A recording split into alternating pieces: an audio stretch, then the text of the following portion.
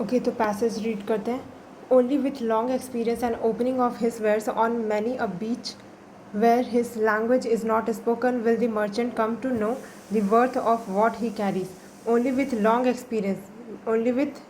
experience and opening of his wares, और open करेगा अपना wares on many a beach where his language is not spoken, जहाँ पर उसके लैंग्वेज ना तो बोले जाते हैं. Will the merchant come to know the worth of what he carries, तभी उसको पता चलेगा कि वो क्या कैरी करता है. And what is parochial and what is universal, तो क्या चीज़ें पैरोकियल है एंड कौन सी चीज़ें यूनिवर्सल है. अब पैरोकियल का मतलब अगर नहीं समझ आ रहा है तो फिर ना हिंदी ट्रांसलेशन देख लेना, कहाँ पर दिया हुआ है ये.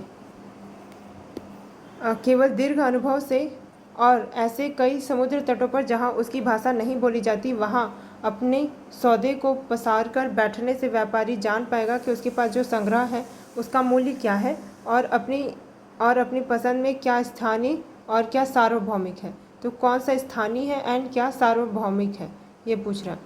और उसके बाद फिर बोल रहा है, इसी में ज़्यादा समझ आ रहा है यार, स्थानिक है और क्या सार्वभौमिक है. ओके, वही रीजनल एंड क्या यूनिवर्सल है, ये बोल रहा है. न्याय, प्रेम और सम्मान, शिष्टाचार जैसे कोमल पदार्थ और वास्तव में वे सभी चीज़ें जिन्हें हम जानते हैं सभी जगह मान्य हैं. तो ये बोल रहे हैं कि वही जो न्याय है, प्रेम है, सम्मान, शिष्टाचार, कोमल पदार्थ, ये सब वास्तव में जिन्हें हम वे सभी चीज़ें जिन्हें हम चाहते हैं, इन सारी चीज़ों को हम चाहते हैं कि हमको सम्मान मिले, प्रेम मिले, ये हर जगह पे ही क्या है, मान्य है. किंतु वे विविध रूप से गढ़ी जाती है और प्रायः अलग तरह से व्यवहार में लाई जाती है. लेकिन ये अलग अलग तरीके से गढ़ी जाती है लोगों के ह्यूमन बिहेवियर में, और ये प्रायः अलग तरीके से व्यवहार में लाई जाती है. और यदि उनसे आपका सामना विदेशी भूमि पर होता है तो कभी कभी लगभग पहचान ही नहीं जाती, और कभी जब इन्हीं चीज़ों को आप दूसरे फॉरेन लैंड में मिलोगे तो कभी कभी आप पहचान भी नहीं पाओगे. और मूलभूत सामान्य मूल्यों को सीखने की कला संभवतः यात्रा का सबसे बड़ा लाभ है. और ये जो क्या बोल रहे हैं कि मूलभूत सामान्य मूल्य है उनको सीखने की कला संभवतः यात्रा का सबसे बड़ा लाभ है उन लोगों के लिए जो अपने साथियों के बीच सहजता से रहने की इच्छा रखते हैं. तो जो अपने साथियों के साथ रहने की इच्छा रखते हैं, ऐसा कुछ बोल रहा है. अब अगर इंग्लिश में थोड़ा पढ़े ना तो ये वाला का इंग्लिश वाला थोड़ा डिफिकल्ट लगा था मुझे, एग्जाम हॉल में भी कुछ समझ नहीं आ रहा था. ओके, तो came to know the worth of what he carries and what is parochial and what is universal in this choice. Such delicate goods as justice, love and honor, courtesy and indeed all the things we care for are valid everywhere. हर जगह ही वो valid होता है, but they are variously moulded and often differently handled, और लेकिन वो अलग अलग तरीके से मोल्ड किए जाते हैं ह्यूमन बिहेवियर में, डिफरेंटली हैंडल किया जाता है. And sometimes nearly unrecognisable and sometimes unrecognisable, कभी कभी क्या होता है, रिकॉग्नाइज ही नहीं होते. If you meet them in a foreign land, अगर आप इनको फॉरेन लैंड में मिलते हो, इन सारी चीज़ों को जो लव ये सब है. And the art of learning fundamental common values is perhaps the greatest gain, और ये जो आर्ट ऑफ लर्निंग है, फंडामेंटल कॉमन वैल्यूज़ है, ये शायद सबसे बड़ा गेन है ट्रैवल करने का. To those who wish to live at ease among their fellows, तो जो अपने फेलोज के साथ ईज में रहना चाहते हैं उनके लिए. अब पूछ रहा है क्वेश्चन, क्या पूछ रहा है कि we meet other people while we travel we learn to differentiate between. जब हम लोग किसी दूसरे से मिलते हैं, ट्रैवल करते हैं, तो हम लर्न करते हैं क्या, डिफ्रेंशिएट करना सीखते हैं. किन चीज़ों में, इमेजिनेशन एंड अंडरस्टैंडिंग, कोई इमेजिनेशन की बात ही नहीं हुई है. कम्युनिटीज़ एंड नेशनैलिटी, कोई नेशनैलिटी कम्युनिटीज़ की बात नहीं हुई है.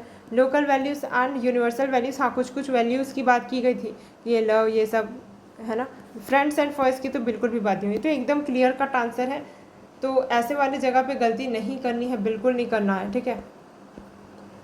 देन यहाँ पे बोल रहा है कि with reference to the above passage the following assumptions have been made. क्या अजम्पशन किया जा सकता है. Travel leads to an understanding of human, travel से लोगों के बारे में हमको लोगों को समझने का मौका मिलता है. हाँ, पैसेज में भी ये बोल रहा था, तो हम ये चीज़ एज्यूम कर सकते हैं कि अगर हम दूसरे को फॉरेन लैंड में मिलते हैं, ऐसा कुछ बता रहा था ना, हाँ, तो ये पॉसिबल है, ये एज्यूम किया जा सकता है. Travel helps those who wish to learn fundamental common values. Travel है वो हेल्प करता है उनको जो विश करते हैं कि फंडामेंटल कॉमन वैल्यू को सीखना चाहते हैं. तो अगेन पॉजिटिव है, ये एज्यूम किया जा सकता है. थर्ड क्या बोल रहा है, a person with long experience in travel can resolve differences amongst people. जिसके पास लॉन्ग एक्सपीरियंस है ट्रैवल का, वो रिजॉल्व कर सकता है पीपल के बीच का डिफरेंसेस है उसको, ऐसा तो कहीं पर भी नहीं बोला। और हमारा कॉमन नॉलेज भी ये बोलता है कि अगर ऐसा होता कि ट्रैवल करने से लोगों के बीच का जो डिफरेंसेस है दूर हो जाता है, तो सब लोग यही कर रहे होते, ट्रैवल कर करके डिफरेंसेस है दूर कर लेते, बट ऐसा तो नहीं है। और पैसेज में देखो, मैंने यही बताया था कि पैसेज से जब भी वो वर्बाटिम लेता है तो वो सही नहीं रहता है। A person with long experience, बस ऊपर का ले लिया, ओनली विथ लॉन्ग एक्सपीरियंस, उसके बाद से तो उसने पूरा एसेंस ही चेंज कर दिया पैसेज का, है ना। तो third is not correct, first and second will be correct, ठीक है। तो क्लियरली इजली ही आंसर पे आ जा रहे थे, बस शांत होकर अच्छे से पढ़ना है, पैसेज आंसर दिखेगा, ठीक है। नेक्स्ट पैसेज क्या बोल रहे हैं, conventional classroom by emphasising fixed duration और learning effectiveness design themselves to variable outcomes. जो कन्वेंशनल क्लासरूम है जो कि एम्फेसाइज करती है किन पे, एक फिक्स्ड ड्यूरेशन होना चाहिए और लर्निंग इफेक्टिवनेस पे, वो डिज़ाइन कर देती है देमसेल्व्स टू वेरिएबल आउटकम। जो हमारा कन्वेंशनल क्लासरूम रहता है उसका क्या एम्फेसिस रहता है कि एक फिक्स्ड ड्यूरेशन होगा वहीं, और उससे क्या होगी, एक पर्टिकुलर टाइप की लर्निंग इफेक्टिवनेस होगी, और वो वेरिएबल आउटकम को तो डिज़ाइन ही कर दिया। ऐसे अगर फिक्स्ड हर चीज़ रहेगी, फिक्स्ड ड्यूरेशन रहेगा, हर चीज़ फिक्स्ड रहेगी, तो लर्निंग आउटकम भी फिक्स हो जाएगी, वेरिएबल आउटकम थोड़ी हो जाएगा।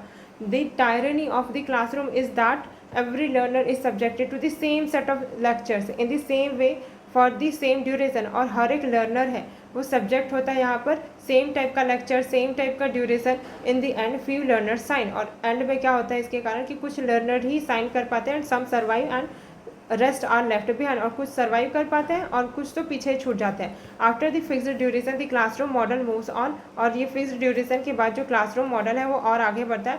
Not a thought spared for those left behind, और ये कोई थॉट दिया भी नहीं जाता जो पीछे छूट गए उनको। This is how we end up with 10% employability in our graduates after a decade and half of formal education। तो this is how we end up, और इसके कारण ऐसे ही हम क्या होते हैं, एंड अप होते हैं 10% employability in our graduates। तो इस कारण हम क्या होते हैं, एंड अप हो जाता है कि 10% ही एम्प्लॉयबिलिटी हो पाती है in our graduates after a decade and half of the formal education. तो इतना half a decade and half मतलब 10 से भी थोड़ा ज़्यादा साल तक का फॉर्मल एजुकेशन के बावजूद सिर्फ 10% ही एम्प्लॉय हो पाते हैं। Repeating the same ineffectual script in the realm of skill education will not produce different result. अगर हम यही प्रोसेस हर बार रिपीट करेंगे तो ऐसा नहीं होगा कि रिजल्ट चेंज हो जाएगा, हर बार ऐसा ही होगा कि 10% एम्प्लॉयबिलिटी ही हो पाएगी हमारे ग्रेजुएट्स में, ठीक है। Which of the following statement best reflect और reflects most logical and rational inferences that can be made from the passage। पहला क्या बोल रहा है, इन conventional classroom learning the central goal is duration of the learning rather than attainment of the competency. यही तो बता रहा है पैसेज में कि कन्वेंशनल क्लासरूम में जो लर्निंग है उसका सेंट्रल गोल यही है कि वो ड्यूरेशन ऑफ लर्निंग है, ना कि कॉम्पिटेंसी वो अचीव कर पा रहा है या नहीं। तो यही पैसेज बोल भी रहा था, एंड पैसेज का टोन भी नेगेटिव था टुवर्ड्स द कन्वेंशनल क्लासरूम, है ना। फिर कन्वेंशनल क्लासरूम इनकरेज करता है one size fits all approach and stamp out all differentiation. यही तो बता रहा था कि हर बच्चों पे हर साल यही सेम टू सेम प्रोसेस ही अपनाया जा रहा है, और सोचा जा रहा है कि वन फिट्स ऑल अप्रोच, और जो बच्चे पीछे छूट गए, कुछ सर्वाइव कर पा रहे हैं, इनके लिए तो कुछ फ़ायदा हुआ ही नहीं। एक ही अप्रोच अपनाया जा रहा है और सब पे यही फिट हो जाएगा सोच रहे हैं, तो इसका दोनों ही करेक्ट होगा, ठीक है। देन नेक्स्ट क्या पूछ रहा है, based on the above passage the following assumptions have been made. क्या अज्यूम किया जा सकता है, as a large number of workers in our country are employed in the unorganised sector, India does not need to change its present conventional classroom system of education. बोल रहा है कि large number of worker है हमारी country के, वो employed है unorganised sector में। कहाँ पर पैसेज में बोला कि अनऑर्गेनाइज सेक्टर में ज़्यादा एम्प्लॉयड है, कहीं पर कोई इन्फॉर्मेशन नहीं दी गई, तो ये तो अज्यूम कर ही नहीं सकते हम। सेकेंड क्या बोल रहे हैं, even with its present conventional classroom system of education India produces sufficient number of skilled worker to fully realise the benefit of the demographic dividend. Again ना तो डेमोग्राफिक डिविडेंड की बात हुई है और ना ही ऐसा बोला गया कि प्रेजेंट कन्वेंशनल क्लासरूम से इंडिया इतना सफिशिएंट पीपल तो प्रोड्यूस कर पा रहा है कि हमारा काम चल जा रहा है। तो ये जो सर्वाइव नहीं कर पा रहे, लेफ्ट बिहाइंड, उनको ऐसे रहने दो, ऐसे टाइप का अप्रोच है। तो ऐसा तो कभी भी पैसेज के लिए हम अज्यूम नहीं कर पाएंगे, तो सेकेंड भी गलत हो जाएगा, फर्स्ट सेकंड दोनों ही गलत है, ठीक है। फिर नेक्स्ट पैसेज क्या बोल रहा है, when a child reach adolescence there is apt to be conflict between the parents and the child. अगर चाइल्ड है वो एडोलेसेंस में पहुंचता है, मतलब अडल्टहुड में आ जाता है, तो फिर क्या होता है, there is apt to be conflict, तो ये तो जाहिर सी बात है कि पेरेंट्स है एंड जो चाइल्ड है इनके बीच कॉन्फ्लिक्ट तो होगा। Since the latter considers himself to be by now quite capable of managing his own affair, क्योंकि जो लेटर है कौन ये चाइल्ड है वो क्या करता है, कंसिडर करता है खुद को कि वो इतना कैपेबल है कि वो मैनेज कर सकता है अपना खुद का affair, while the former are filled with the parental solicitude okay, और पेरेंट्स है वो फुलफिल्ड है अपने सॉलिसिट्यूड से, which is often disguise for love of power, और जो ऑफनली डिस्गाइज हो जाता है लव ऑफ पावर के लिए। फिर parents consider usually that the various moral problems which arise in adolescence are peculiarly that province okay. तो ये बोल रहा है कि यूजुअली जो वेरियस मोरल प्रॉब्लम होते हैं जो अराइज होते हैं एडोलेसेंस के टाइम पे, मतलब बच्चे के एडोलेसेंस के टाइम पे, वो पेक्यूलरी उनका ही प्रोविंस है, ऐसा सोचते हैं पेरेंट्स कि बच्चे के जो एडोलेसेंट में जो भी प्रॉब्लम हो रहे हैं उस पर तो पेरेंट्स है उनकी ही राय चलेगी, ऐसा टाइप का। The options they express however are so dogmatic that the young seldom confide in them and usually go their own way in secret। और जो चिल्ड्रन है वो यूजुअली उनको क्या लगता है कि ये जो पेरेंट्स बता रहे हैं बहुत ज़्यादा डॉगमेटिक लगता है, जो यंग सेल्डम ही उन चीज़ों को मानता है और अपना तरीके से ही सीक्रेटली उन चीज़ों को करता है, ठीक है, जो वो करना चाहता था। फिर based on the above passage the following assumptions have been made, क्या अज्यूम किया जा सकता है, बोल रहा है the adolescent does not feel comfortable with his parents because they tend to be dominating and assertive। यही तो बोल रहा था कि पेरेंट्स है वो उनके सामने में जो एडोलेसेंट है चाइल्ड है वो कंफर्टेबल फील नहीं करता क्योंकि उनके पेरेंट्स हैं वो थोड़े डोमिनेटिंग एंड असर्टिंग हो जाते हैं। तो यही तो कॉन्फ्लिक्ट की बात कर रहा था पेरेंट्स एंड चिल्ड्रन के बीच में, तो सही होना चाहिए। The adolescent of modern times does not have much respect for parents, ये ऐसा तो नहीं है कि एडोलेसेंट है मॉडर्न टाइम्स के, और ऐसा कहीं पर भी पैसेज में नहीं लिखा था ना कि मॉडर्न टाइम्स के एडोलेसेंट है वो रिस्पेक्ट ही नहीं करते पेरेंट्स का, ऐसा तो नहीं बोल सकते, तो ये तो क्लियरली रॉन्ग ही है, तो फर्स्ट ओनली करेक्ट होगा। फिर which one of the following statement best reflect करता है central idea of the above passage, parents in general may not of much help when children are on its way of becoming adult, parents है वो उतना helpful नहीं होंगे children के लिए जब वो चिल्ड्रन है वो अडल्ट बन रहे होंगे, तो ठीक है होल्ड में रखते हैं इसको क्योंकि सही लग रहा है। देन सेकंड क्या बोल रहा है, when children reach adolescence involvement of parents in their lives is unnecessary, ऐसा तो नहीं बोल सकते कि एडोलेसेंट में जब चिल्ड्रन पहुंच जाता है तो इन्वॉल्वमेंट पेरेंट का अननेसेसरी है, ये तो बहुत अजीब सा, मतलब लैंग्वेज भी सही नहीं है, ऐसा तो ऑथर का सेंट्रल आइडिया होगा भी नहीं है। Modern day nuclear families are not capable of bringing up children properly, nuclear family की कहीं पर भी पैसेज में बात नहीं हुई, तो ये तो नहीं होगा।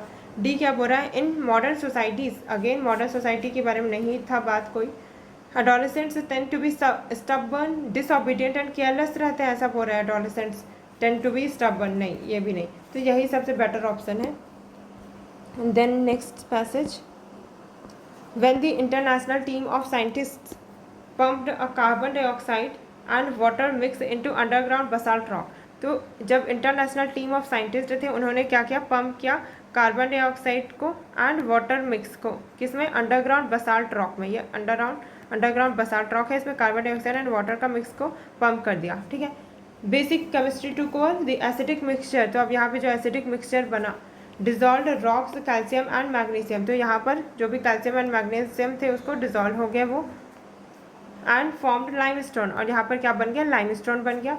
Basically carbon dioxide is converted into stone, तो बेसिकली कार्बन डाइऑक्साइड हो क्या गया कि वो स्टोन में कन्वर्ट हो गया।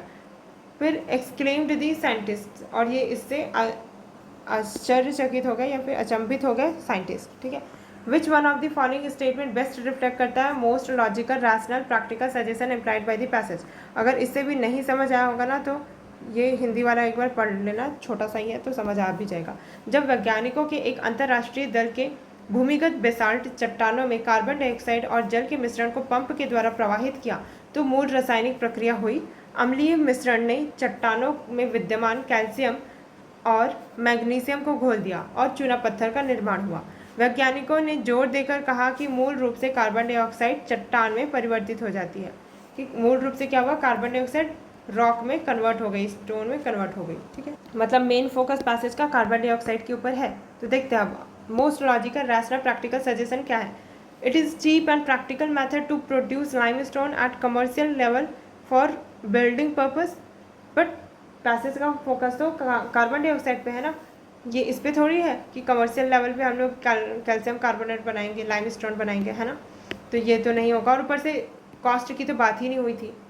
Then second, this can be use as one of the method of the carbon sequestration. Yes, carbon को ही तो स्टोर किया ना अभी रॉक के अंदर, तो ये हो सकता है। और वैसे भी पैसेज ने बोला कि मूल रूप से क्या हो रहा है, कार्बन डाइऑक्साइड है वो स्टोन भर रहा है, तो मेन फोकस अभी भी कार्बन डाइऑक्साइड पे, इस पर भी वही बोल रहा है। सी बोल रहा है कि basalt rock can be made a good source of calcium and magnesium mineral by this method. Basalt rock को बनाया जा सकता है good source of calcium magnesium mineral, but जो बसाल्ट रॉक है उसमें तो ऑलरेडी कैल्शियम मैग्नीशियम था ना, उसमें हम लोग carbon dioxide and water mixer डाल रहे थे, ये तो उल्टा ही बोल रहे, तो ये गलत है। फिर डी क्या बोल रहा है यहाँ पे, good rock dissolving acid can be produced by mixing carbon dioxide and water. Good rock dissolving acid हम बना सकते हैं, बोल रहा है। रॉक डिजॉल्विंग एसिड के तो कहीं पर बात ही नहीं हुई थी कि एक पता नहीं क्या ही है, और प्रोड्यूस करेंगे हम mixed carbon dioxide and water. तो अगेन यहाँ पे पैसेज का वर्ड लिया और पूरा मीनिंग चेंज किया, और यहाँ पर भी सेम काम किया, बेसाल्ट रॉक को लिया और कैल्शियम मैग्नीशियम को लिया, और उसके बाद फिर अपने से ही सेंटेंस बनाने बैठ गया। बट यहाँ पर देखो कार्बन सिक्वेस्ट्रेशन की बात कही गई कि कार्बन का ये प्रोसेस को ही कार्बन सिक्वेस्ट्रेशन बोलते हैं, तो वही बता रहा था वो, ठीक है। फिर नेक्स्ट पैसेज क्या बोल रहे हैं, geographers analysed 175 satellite image of the ocean colour which is an indicator of the phytoplankton productivity at the ocean surface and found that giant icebergs are responsible for storing up to 20% of the carbon in the southern ocean. Geographers ने क्या किया, 175 satellite image को देखा ocean का colour का कि कौन से कलर के ओशियन मिलते हैं, विच इज़ एन इंडिकेटर, जो कि इंडिकेटर है क्या का, phytoplankton productivity at the ocean से सरफेस, क्या पे, ओशियन के सरफेस पे फाइटोप्लैंक्टन है उसकी प्रोडक्टिविटी का ये इंडिकेटर है। and found that giant icebergs are responsible for storing up to 20% of carbon in southern ocean। और उन्होंने पाया कि जो जियंट आइसबर्ग है, जो बड़े बड़े जो आइसबर्ग होते हैं, वो रिस्पॉन्सिबल है क्या के लिए, स्टोर करने के लिए 20% of the carbon in southern ocean में 20% कार्बन को स्टोर करके रखते हैं बड़े जो आइसबर्ग होते हैं वो। The researchers discovered that melting water from giant icebergs which contains iron and other nutrients supports hitherto unexpectedly high levels of phytoplankton growth। और रिसर्चर्स ने ये डिस्कवर किया कि जो मेल्टिंग वाटर है जियंट आइसबर्ग से, वो कंटेन करता है क्या, iron and other nutrient contain करता है, और वो सपोर्ट करता है हिथाटो unexpectedly high level of phytoplankton growth, ठीक है। और ये चीज़ सपोर्ट करती है हिथाटो unexpectedly high level of phytoplankton growth. तो iron and other nutrient release होंगे इस जब मेल्ट होगा जियंट आइसबर्ग, और इसके कारण हिथाटो unexpectedly high level of phytoplankton का ग्रोथ होने लगेगा। फाइटोप्लैंक्टन और कुछ नहीं, एल्गी की बात कर रहे हैं। तो अजम्पशन हम क्या कर सकते हैं, giant icebergs have a bearing on primary productivity and food chain of the southern ocean. तो बोल रहा है कि जो जियंट आइसबर्ग्स है उनका बियरिंग है प्राइमरी प्रोडक्टिविटी के ऊपर and food chain of the southern ocean. हाँ यही तो देखो, फाइटोप्लैंक्टन क्या है, ये प्राइमरी प्रोडक्टिविटी ही तो है, and food chain of the southern ocean. तो अगेन सही तो बोल रहा है, सदर्न ओशियन की तो बात कर रहा था, तो सही होना चाहिए ये तो। देन सेकेंड क्या बोल रहा है, melting of giant icebergs can produce climate change effect and impact world fisheries। तो हाँ, इम्पैक्ट तो डाल ही सकता है, अफेक्ट कर ही प्रोड्यूस कर सकता है क्लाइमेट चेंज इफेक्ट को, एंड इम्पैक्ट कर सकता है वर्ल्ड की फिशरीज़ को, क्योंकि फाइटोप्लैंक्टन का अगर ग्रोथ ज़्यादा हो रहा है तो फिशरीज़ है वो पॉजिटिवली अफेक्ट होंगी। और यहाँ पे तो सिर्फ इम्पैक्ट बोला, ऐसा भी नहीं बोला श्योर शॉर्ट की पॉजिटिवली ही अफेक्ट करेगी। तो कितना लाइटर स्टेटमेंट है, दोनों ही एज्यूम किया जा सकता है, सही होगा दोनों। फिर नेक्स्ट, इसमें तो और नहीं है ना question. Evolution has endowed caterpillars that feed on corn with a unique ability. जो इवोल्यूशन है वो कैटरपिलर को इंडाव किया कि वो फीड कर सकते हैं कॉर्न पे, मतलब मक्के पे। यूनिक एबिलिटी है इनमें, they can induce the plant to turn off its defence against insect predators.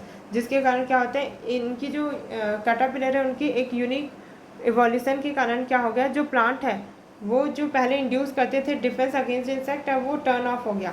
कैसे, this helps caterpillar to eat more and grow faster. इसके कारण अब क्योंकि प्लांट अपना डिफेंस कर नहीं पा रहे हैं इन प्रेडेटर के अगेंस्ट, तो कैटरपिलर है वो खाएंगे ज़्यादा, कौन कौन ग्रो करेंगे faster. The agent that causes the effect is the caterpillars faeces और France.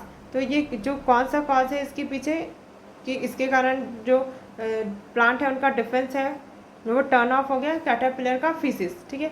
The find could throw new light on the compounds associated with the plant response to pathogens like fungi और bacteria. और ये जो find है ये नया light डालता है किस पे कि कौन से कंपाउंड ऐसे हैं जो एसोसिएटेड है विद द प्लांट का रिस्पॉन्स टू पैथोजन, कि प्लांट कैसे रिस्पॉन्स करते हैं किसी पैथोजन को, लाइक फंगाई होगा या बैक्टीरिया। तो इसके बारे में नई जानकारी मिलती है हमको।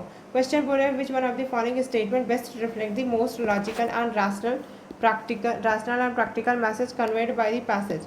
ओके, पहला क्या बोल रहा है, farmers can use caterpillar to feed weeds in the crop field and और प्लांटेशन। पर कहीं पर भी ऐसा तो नहीं बोला कि कैटरपिलर वीड के को भी खाएगा और क्रॉप फील्ड है प्लांटेशन में यूज़ किया जा सकता है, नहीं बनाना तो नहीं होगा। This finding can help in the development of the clinically useful anti microbial compound. कहीं पर भी एंटी माइक्रोबियल कंपाउंड की बात नहीं की गई थी, क्लिनिकल यूज़ के लिए भी नहीं बताया हमको पैसेज। देन सी ऑप्शन बोला the finding can be in the development of the organic ecological sustainable pesticide. हाँ, तो ये फाइंडिंग है वो हेल्प कर सकता है बोला है in the development of the organic ecological and sustainable pesticide. ज़्यादातर देखना ऐसा वाला जो पॉजिटिव कीवर्ड रहता है, सस्टेनेबल, इंक्लूसिव, ये वाला जनरली सही रहता है अगर बाकी ऑप्शन बहुत ज़्यादा ही गलत है तो, ठीक है। फिर caterpillars can be genetically modified, जो कैटरपिलर है उनको उसको क्या करेंगे, जेनेटिकली मॉडिफाई कर देंगे to be predators of the other plant pest में प्रेडेट कर करके। तो नहीं भाई, ऐसा तो नहीं है कुछ, तो सबसे सही ऑप्शन तो यही है। फिर है फिर नेक्स्ट पैसेज बोल रहा है कि robust democracy really howsoever inconvenient it may be finds its expression both in the speech of political leaders and the other forms of assertion। तो अगर कोई रोबस्ट डेमोक्रेसी है, चाहे वो कितना भी इनकन्वीनियंट क्यों ना हो, वो अपना मतलब एक्सप्रेशन ढूंढ ही लेती है स्पीच में या फिर पॉलिटिकल लीडर्स में, both in speech of political leader and other special form of assertion में। तो पॉलिटिकल लीडर है उनके स्पीच में तो सुनने को मिल ही जाता है, स्पेशल फॉर्म ऑफ असर्शन में भी। The existence of the real has to be transparent, और जो एग्जिस्टेंस है रियल डेमोक्रेसी का वो क्या है, has to be transparent both through the circulation in and by the media as well as the augmentative articulation in deliberate democracy. तो deliberative democracy, तो इसका एग्जिस्टेंस रियल में भी होना चाहिए ट्रांसपेरेंट तरीके से, सर्कुलेशन में भी और मीडिया में भी, as well as argumentative articulation होना चाहिए डेलिबरेटिव डेमोक्रेसी का। और normatively responsible media through the communication effort has the responsibility to circulate the content of reality without distortion, ठीक है। तो जो नॉर्मेटिवली रिस्पॉन्सिबल मीडिया है वो क्या करती है, थ्रू इट्स कम्युनिकेशन इफेक्ट, अपने कम्युनिकेशन इफेक्ट से हैज़ दी रिस्पॉन्सिबिलिटी, उनके पास ये रिस्पॉन्सिबिलिटी है कि वो सर्कुलेट करे content of reality without distortion को, कि वो रियलिटी को बिना डिस्टॉर्ट किए ही सर्कुलेट करे, ऐसा नहीं कि मॉडिफाई कर दे। फिर क्वेश्चन क्या बोल रहा है, क्रक्स क्या है पैसेज का बोल रहा है, responsible media should not distort the real in and ideal democracy. हाँ, तो यही तो बोल रहा था। फिर fake news seems inherent in the life of ideal democracy, मतलब आइडियल डेमोक्रेसी है तो फेक न्यूज़ होगा ही होगा, बोला ऐसा तो नहीं बोला कहीं पर भी फेक न्यूज़ के बारे में। फिर there should not be any kind of restriction, कोई रिस्ट्रिक्शन नहीं होना चाहिए फ्रीडम ऑफ एक्सप्रेशन में आइडियल डेमोक्रेसी में, इंडिया में ही ऐसा नहीं है। तो देन डी क्या बोल रहा है, irresponsible media and political leaders can not be effectively controlled in ideal democracy में, हम इनको कंट्रोल ही नहीं कर सकते बोल रहा है, तो ये भी गलत। नेक्स्ट पैसेज बोल रहा है, nowadays there is a growing trend to use interconnected home devices, की आजकल ये ट्रेंड चल रहा है कि हम क्या करते हैं, इंटरकनेक्टेड होम डिवाइसेस यूज़ करते हैं।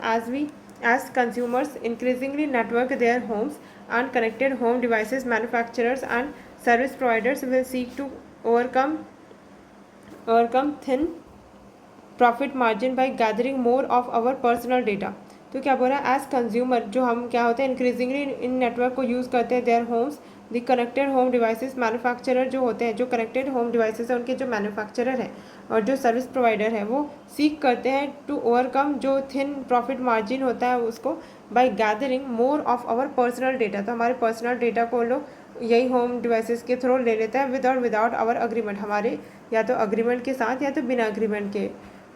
Turning the home into corporate store front, तो जो होम है वो तो कॉर्पोरेट स्टोर फ्रंट ही बन गया। Corporate marketers will have powerful incentive to observe consumer behaviour to understand the buying needs and preference of the device owners. तो यहाँ पर क्या हो रहा है, जो पावरफुल जो कॉर्पोरेट मार्केट्स हैं उनको पावरफुल इंसेंटिव मिल रहा है कि वो ऑब्जर्व करेंगे कंज्यूमर का बिहेवियर और अंडरस्टैंड करेंगे कि इन ऐसे कंज्यूमर की बाइंग नीड्स क्या है, प्रेफरेंस क्या है एंड डिवाइस ओनर का। ठीक है, तो क्या पूछ रहा है कि बेस्ट रिफ्लेक्ट प्रैक्टिकल मैसेज क्या है इस पैसेज का। Knowledge of the consumer behaviour leads to more capital expenditure in manufacturing sector. ऐसा तो नहीं है कि कंज्यूमर का बिहेवियर है उसको जान के कैपिटल एक्सपेंडिचर वो मैन्युफैक्चरिंग सेक्टर में बहुत मतलब कि बिहेवियर विल लीड टू, अगर कंज्यूमर बिहेवियर का नॉलेज हो गया तो ये लीड करेगा ही करेगा, बोल रहा है मतलब करेगा कि कैपिटल एक्सपेंडिचर मैन्युफैक्चरिंग सेक्टर में बढ़ जाएगा। तो ऐसा तो नहीं है, श्योरिटी के साथ नहीं बोल सकते। Knowledge of consumer behaviour stimulate करता है growth of commerce and trade and thus helps in the overall economic development of the country. Again बहुत ज़्यादा हाइपर बोला है।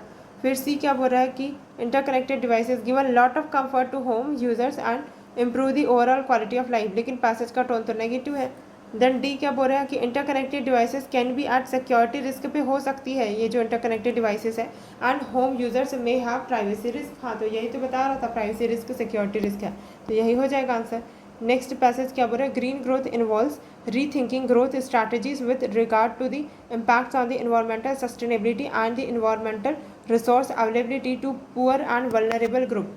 तो जो ग्रीन ग्रोथ है वो इन्वॉल्व करता है क्या, रीथिंकिंग जो भी ग्रोथ स्ट्रैटेजीज हैं उनमें उनको वापस से रीथिंक करना, growth strategies with regard to the impacts on environmental sustainability and the environmental resource available to poor and vulnerable groups। तो ग्रीन ग्रोथ में क्या इन्वॉल्व है कि रीथिंक करना जो भी ग्रोथ की स्ट्रैटेजी है उनको, और सस्टेनेबल तरीके से इन्वायरमेंट को कंसिडर करते हुए जो भी रिसोर्सेज अवेलेबल है उसको यूज़ करना। ठीक है, in rethinking growth we need to focus on the current reality of the resource constrain world. तो इसमें हम जब रीथिंक करें तो हमको फोकस किस पे करना है कि जो रिसोर्स कंस्ट्रेन है वर्ल्ड इस पे, क्योंकि वर्ल्ड में जो भी रिसोर्सेज अवेलेबल है वो कंस्ट्रेन में ही है। Resource intensive and in particular energy intensive processes will need to make way for more efficient and resource frugal development strategies if we are to avoid the economic debt and or the world in which only a small elite is able to enjoy affluence in the midst of the sea of poverty। तो वही बोल रहा है कि resources उनको sustainably use करो, ऐसा कुछ कुछ बोल रहा है। क्रक्स ऑफ द पैसेज क्या है, environmental sustainability is inimical to our objective of achieving a high rate of GDP growth बोल रहा है। तो बोल रहा है यहाँ पर कि इन्वायरमेंटल सस्टेनेबिलिटी है वो अहितकर है, मतलब हमारे फेवर में नहीं है जब हमको अचीव करना high rate of GDP growth. But passage तो यही बता रहा है ना कि इन्वायरमेंट सस्टेनेबल तरीके से यूज़ करना है, तो ये तो इन्वायरमेंट सस्टेनेबिलिटी को ही नेगेटिव लाइट में दिखा दिया, तो ये तो नहीं होगा। Poverty eradication not possible without a rapid economic growth, again नहीं, ये भी नहीं सही। फिर maintaining high environmental standards is now a pre requisite for achieving a study sufficient and inclusive growth. तो मेंटेन करना हाई इन्वायरमेंटल स्टैंडर्ड अब ये प्री रिक्विजिट हो गया है, मतलब कि ज़रूरी हो गया है अगर हमको अचीव करना है study sufficient and inclusive growth का अचीव करना है तो ये तो सही लग रहा है। अब डी देख लेते हैं, with large population rampant poverty and limited resources of today's world environmental degradation can not be prevented. Again मैंने यही बताया था, दिस कांट बी डन, ऐसा नहीं होता सही, तो सी ही करेक्ट आंसर होगा। फिर आई थिंक दो और बचा होगा passage.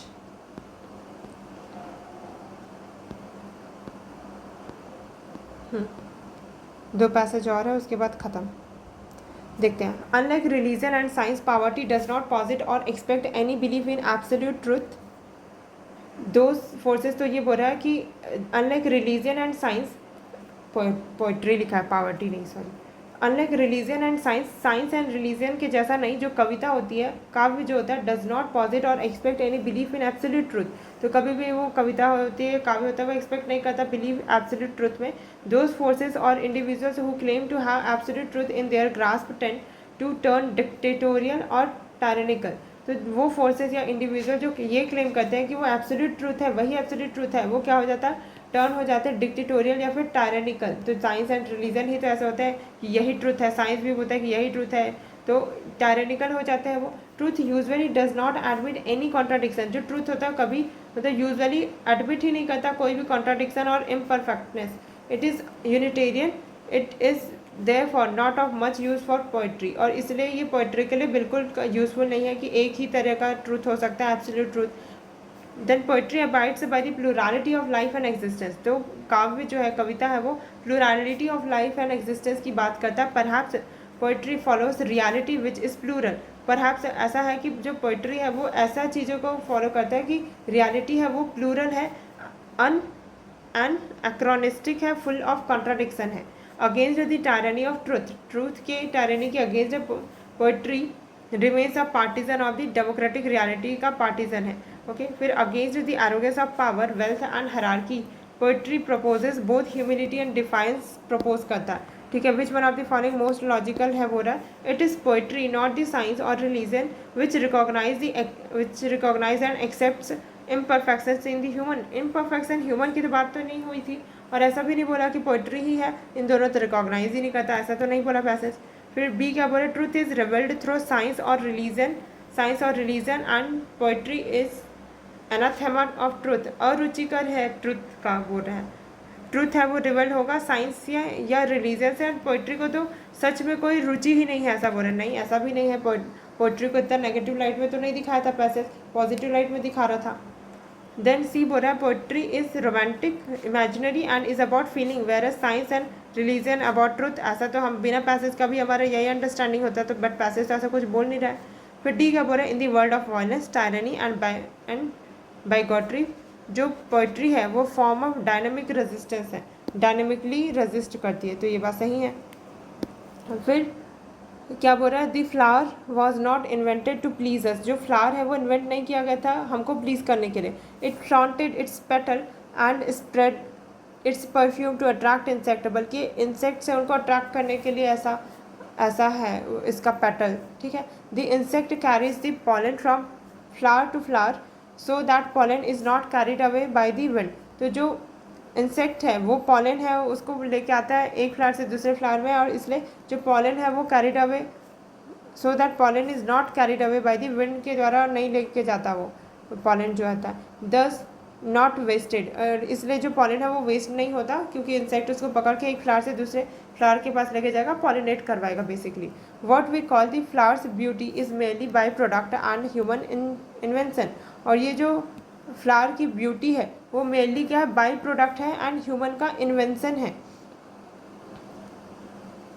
The perfume is not there to please us, और जो परफ्यूम है वो हमको प्लीज़ करने के लिए नहीं होता फ्लावर में, it pleases us because it is there, वो हमको प्लीज़ करता है क्योंकि उसमें पहले से ही है वो, and we have not condition to it, और हम कंडीशन नहीं है इस चीज़ के लिए, इसलिए बेस्ड ऑन दी क्या अज्यूम कर सकते हैं हम। The author of the passage believes that flowers are creations of nature's luxury, author है पैसेज का वो ये बिलीव करता है कि फ्लावर्स है वो क्रिएशन है नेचर की लग्जरी का, बट ऐसा तो नहीं है, बल्कि वो तो ऐसा बोल रहा था कि फ्लावर है वो हमको प्लीज़ करने के लिए नहीं, इंसेक्ट को अट्रैक्ट करने के लिए है, तो नेचर का लग्जरी तो नहीं है, तो ये तो अज्यूम नहीं कर सकते।